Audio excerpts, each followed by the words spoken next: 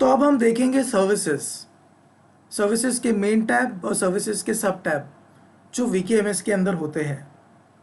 तो पहले हम जान लेते हैं कि सर्विसेज होती क्या है। तो आप ये तो जानते ही हो कि हम सर्विसेज प्रोवाइड करते हैं जो 3 मेजर कैटेगरीज में डिवाइडेड है। पहली कैटेगरी है बीएफएसआई, जो आगे बढ़कर बन जाती है बैंकिंग, इंश्योरेंस और फाइनेंशियल सर्विसेज। ये तीनों को मिलाकर बनता है बीएफएसआई। दूसरा है एटीएम, इसमें और कोई ब्रांचिंग नहीं होती।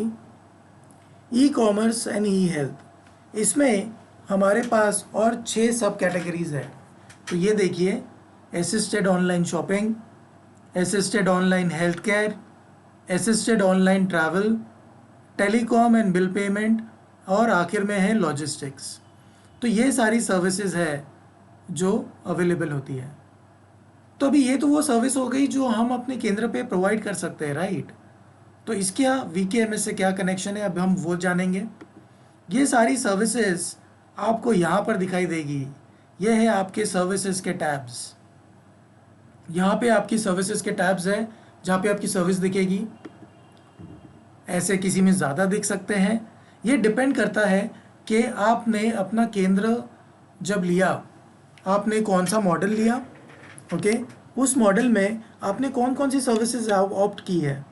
जैसे कि इंश्योरेंस की सर्विस के लिए एक एग्ज़ाम होता है, ट्रेनिंग होती है, और बैंकिंग पॉइंट के लिए डिपेंड करता है कि आप कौन सा बीसी पॉइंट ले रहे हो, तो उसका भी एक टेस्ट होता है जो देना होता है। उसके बाद ही वो सर्विस एक्टिवेट होती है। तो इस तरह से डिपेंडेंट है कि आपने कौन कौन सी सर्विसेज ली है। कुछ सर्विसेज जेनरिक है तो वो आपको ऐसे दिखेगी, और कुछ डिपेंडेंट है कि आपने क्या लिया है उस पर डिपेंड होगी। तो इसके अंदर आगे देखते हैं। अभी समझिए, मैंने किसी एक सर्विस टैब पे क्लिक कर दिया, तो ये एम्बर कलर, ऑरेंज कलर में जो नीचे दिख रहा है, ये सारे सब टैब्स है इस पर्टिकुलर सर्विस टैब के।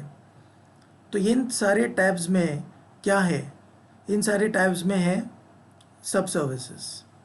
तो ये मैंने क्या किया, माय वीकेएमएस का सर्विस टैब पे क्लिक किया मैंने, और ये सारी की सारी सब सर्विसेज ओपन हो चुकी है।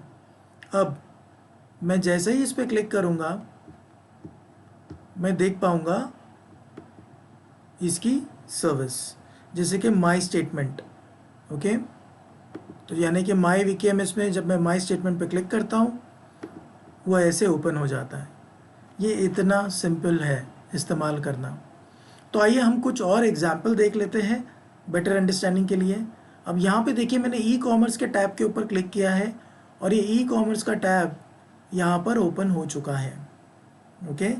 अब इसके अंदर मैं एक पर्टिकुलर सब टैब पे जब क्लिक करता हूँ, तो वो सब टैब ओपन होगा जो है मोबाइल रिचार्ज, ओके। तो ये मोबाइल रिचार्ज यहाँ पर ओपन हो चुका है, जो एक सब टैब था।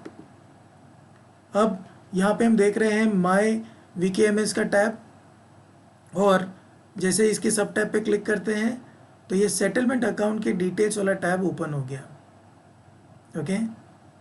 सिंपल है बहुत। अब यहाँ पे हम देख पा रहे हैं इंश्योरेंस का टैब, ओके। उस पर क्लिक करता हूँ तो ये आ गया मेरा इंश्योरेंस का कैलकुलेटर। यहाँ पे मैं कैलकुलेट कर सकता हूँ, ये माइक्रो इंश्योरेंस का है स्पेसिफिकली, जहाँ पे मैं कैलकुलेट करके अपने कस्टमर्स को, यानी कि आप अपने कस्टमर्स को कैलकुलेशन बता सकते हैं। तो ये थे सारे सर्विसेज के मेन टैब और सब टैब्स।